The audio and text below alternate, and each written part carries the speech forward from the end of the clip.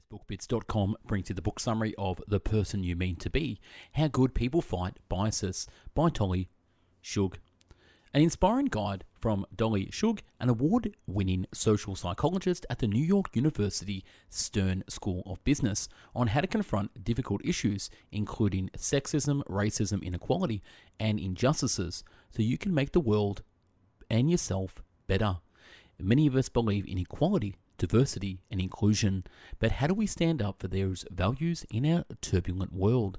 The Person You Mean to Be is the smart, semi-bold person's guide to fighting for what you believe in. Dolly reveals the surprising causes of inequality grounded in the psychology of good people, using her research finding in unconscious bias as well as work across psychology, sociology, economics, political science, and other disciplines.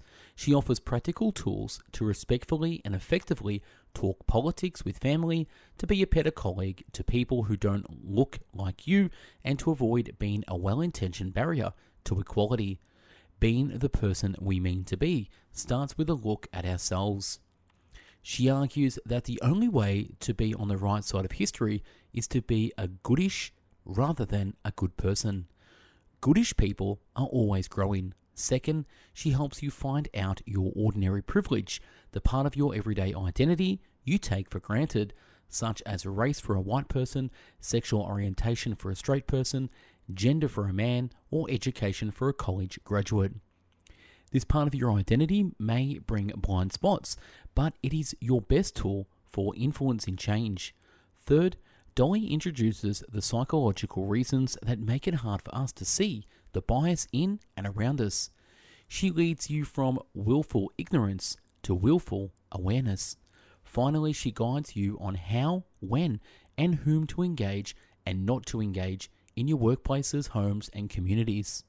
Her science-based approach is a method for any of us can put to use in all parts of our life. Whether you're a long-term activist or new to the fight, you can start from where you are. Through the compelling stories Dolly shares and the surprising science she reports, Dolly guides each of us closer to being the person we mean to be. Now, before we start this summary, we at Best Book Bits have done over 1,000 book summaries in video, written, and audio format. Follow us on YouTube, Podbean for audio, and the website bestbookbits.com. On with the summary. 1. A comparison of growth mindset and a fixed mindset in the face of unconscious biases. In making your decisions, are you more comfortable with adhering to previous standards, or would you rather delve into new methods or areas? In the 2000s, while the documentary filmmaker Byrne prepared for a new film, he chose to work on autism despite knowing very little on the subject. Exploring new things offer you a varied and rich perspective on different subjects. The kind of mindset can be denoted as a growth mindset. It can lead to exciting discoveries and adventures. Despite the excitement such as a mindset brings, many people would rather stick to the old standards, a fixed mindset. For instance, an example of someone with a fixed mindset is a person who thinks a skill such as drawing is innate, and thus they either have it naturally or don't. Or the other hand, a person with a growth mindset believes their inability to make desirable drawings is only because their drawing skills are weak, and they believe they can improve them even to the point of mastery if they practiced and worked persistently on them. These people usually make the most of the opportunities available to them. At the time, Chillies largely considered his film on autism as an opportunity to understand other different people. The documentary musical, which was available in 2007, was revelatory and influential. It affected the lives of a lot of people that watched and created awareness on autism. Although undertaking adventures involves taking risks, like the aforementioned, the impact makes it worthwhile. Not everyone shares Chillies' mindset though. People with a stagnant mindset are usually biased against exploring new things. You don't have to look further than Hollywood to find an example of such a myopic mindset. If aliens watch movies produced by Hollywood and were to form general opinions about humans, they might think all humans are white, straight, and not handicapped. There is a great deal of imbalance in role allocations in Hollywood films. Recent data on the most successful movies indicates that men obtain a significantly higher number of speaking roles than women. Far less number of black actors star in top films, and only 4% of directorship roles have been assumed by women. In the following, we discuss the nature of the unconscious biases and the reasons we cannot easily rid ourselves of these Hollywood-like deep-seated prejudices. Number 2, the measurement of unconscious bias and its rather surprising outcomes. As the subject of unconscious bias has grown in popularity, it is generally denoted as involuntary discrimination or a provenance one is unaware of. Given the efforts of researchers over the years, unconscious bias can now be measured. For this reason, it is increasingly easier to increase its awareness. Studies have shown that of all the millions of information produced by the mind per day, only about 40 of them are done consciously. As such, most of the time, our minds process information unconsciously. Therefore, it's reasonable to state that about 99.999% of the information processed is unconscious, which includes our unconscious biases. These automatic associations are made by our minds due to information amassed over time. For instance, an association of blacks with violent activities and weapons. So how can your unconscious bias be measured? One known way is by taking the implicit association test, the AIT, an online test developed by 3 Harvard psychologists. The test requires you to provide rapid answers to questions that access your unconscious biases. For example, do you associate men or women with careers or household duties? Do you associate men with careers in the arts or sciences? The requirement of quick reactions to the questions provided is needed to be certain that our responses are rather unconscious.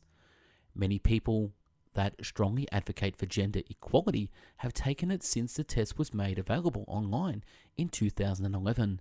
The results of the test revealed that about 75% of the supposedly progressive set of people have conservative biases. They mostly associating women with domestic duties and activities related to tending for their husbands and children, and men with professional careers. With regard to racial biases, the test revealed that 85% of white Americans associate black people with violence and weapons, guns, and knives. Many people that had always thought they had no racial and gender biases were stumped by the results. They found out that these biases were existent. Therein lies the unconsciousness of these biases. Number 3, people generally avoid admitting to their privileges if they feel their sense of self-worth was being threatened. Do you have a privileged childhood? For instance, in comparison to black Americans, white Americans are known to historically have more privileged upbringings with regard to access to quality education, high-quality healthcare systems, and better living standards. You may think white Americans would admit their privileges when they are reminded about it. However, according to a study conducted by the Stanford psychologist in 2015, the majority of white Americans rather punctuate the adversities they face during their childhood once they're reminded of their privileges. It was also shown that people generally admit to their privileged upbringing when their successes and achievements are initially mentioned. This shows that people would prefer to highlight the disadvantages faced by certain groups of people without admitting to the advantages they have been accorded. This is mainly because they feel their accomplishments would be considered less impressive if they acknowledge their privileges. They feel less of themselves when other people talk about their privileges than their achievements. This situation also occurs at workplaces. According to another study, employees with higher income, better healthcare, or legal services have a high tendency of taking up the difficulty of their jobs. When people bring up their access to these benefits, they nonetheless become more open about admitting their privileges when they are told to initially reflect on their positive achievements. Another deduction from the 2015 study was that if people were asked to think about a remarkable accomplishment or success, or their excellence in an aptitude test, then afterward are reminded of their childhood privileges, they usually openly admit that they had these privileges.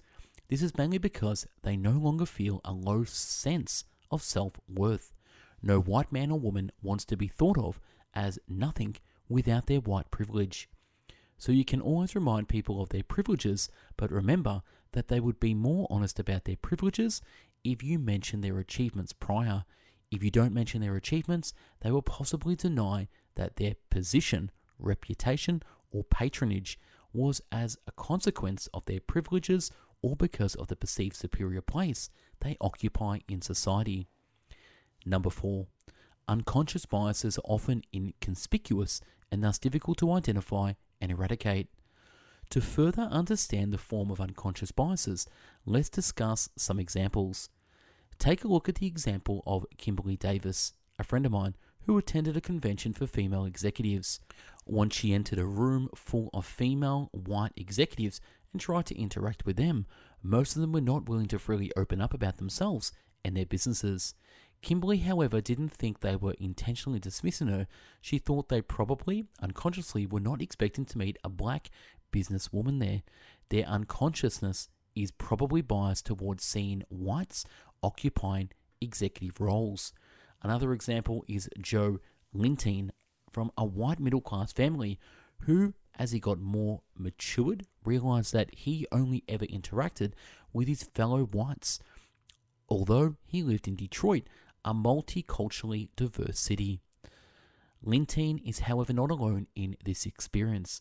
Studies in the Detroit area in the 1980s and 1990s shows that most white families never interact with their neighborhood's black families, even in areas dominated by blacks. Linton only realized this racial bias after befriending a black in his colleague fraternity. This realization is no way unusual, as overcoming unconscious biases requires proactivity. Even after college, Linton was still trying to figure out the depth and breadth of his racial bias. As his consciousness grew, he sought to get rid of his unconscious biases. To achieve this, he traveled to foreign countries such as India, Korea, and Japan and tried to insert himself into their cultures. He thought that by blending into foreign communities, he could successfully phase out his unconscious biases. Linton further addressed his racial biases more spiritually when he became the first owner of a dental plans company in 2009. He collaborated with an organization that assisted transgender youth to find jobs and consulted with his town's U.S. Arab Chamber of Commerce to ensure his business adequately reflects the racial variegation of his community.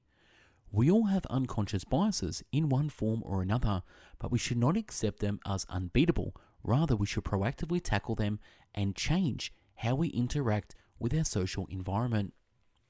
Number 5. Privileged people present the greatest force needed to counter unconscious biases. Have you ever heard a racial slur and refused to comment on it because you thought it wasn't your responsibility to talk about it? You may want to rethink that assumption. Many people think it's the responsibility of prominent people of color to speak up on racial comments. For example, the American poet Christopher Owens was once barraged with messages on Facebook from people requesting that he addressed a racist comment made by someone. This is because many people believe that the prominence of prominent people puts them in the position to speak on social issues. This, however, is not always effective. In 2003, study psychologist Alexander Kops and Margot Monteith indicated that criticisms of racist comments were more impactful if they came from whites. According to their study, people unconsciously believe the privileged represent the most powerful force in our societies. Thus, they were at the center of counteracting racist speeches and behaviors. The effect was more impactful. In a confirmation of the aforementioned perceived impactfulness of different races, in 2016, a group of psychologists and management researchers conducted a study of 350 North American executives for their effectiveness in promoting diversity in their teams. The executives and their bosses were surveyed.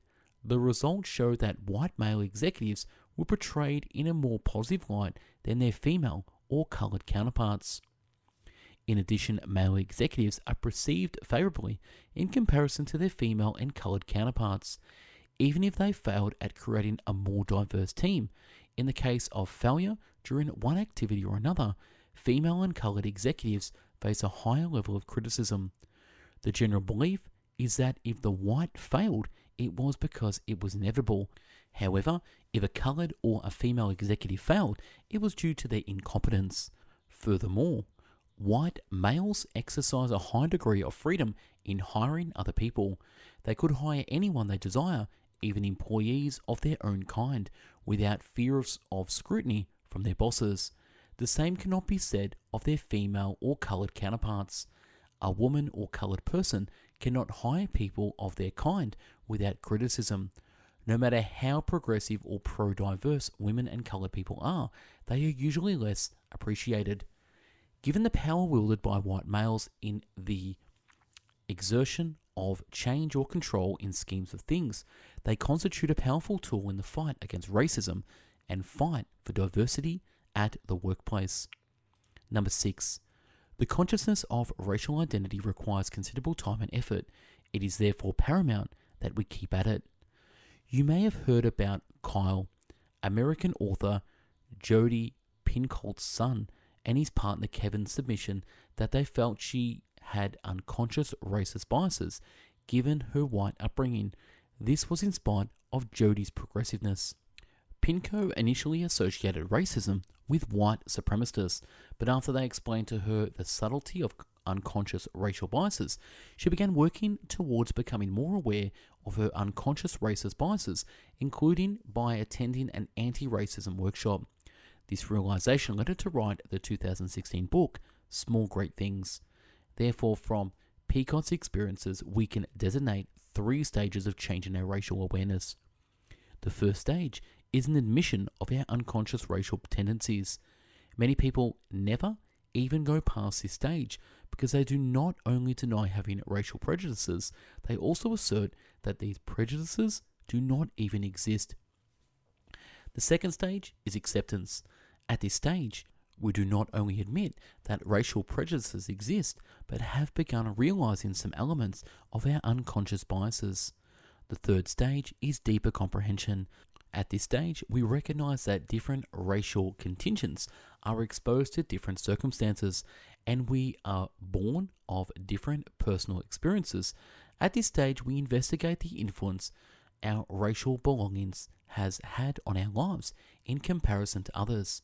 So if you really want to change your awareness of racial stereotypes, you must follow these 3 steps in order.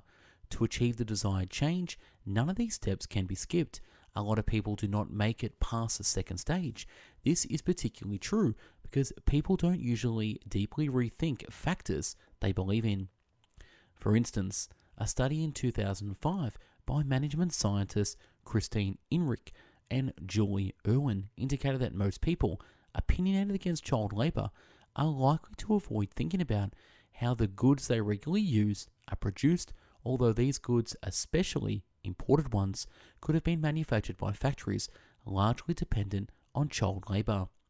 Thus, in our effort to change our awareness of racial identities, and other elements connected directly or indirectly related must be considered. Number 7. Categorization of people and a pretense of colorblindness does not help us tackle our unconscious biases. These days, it's becoming common to find people calling themselves colorblind to evade confrontations on racism. This may seem like an effective way to become less racist, avoid using words associated with racism.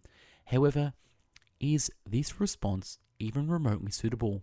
According to a 2008 study by Harvard researchers, the colorblind notion is generally a bad idea. In the study, individuals were paired such that they either included a white-white pairing or a black-white pair. Each individual was required to identify the faces on provided pieces of paper. To achieve these, individuals in each pair were allowed to ask each other questions that could help them make a correct guess. For 51% of white-white pairs, partners asked each other if the face was that of a black or white.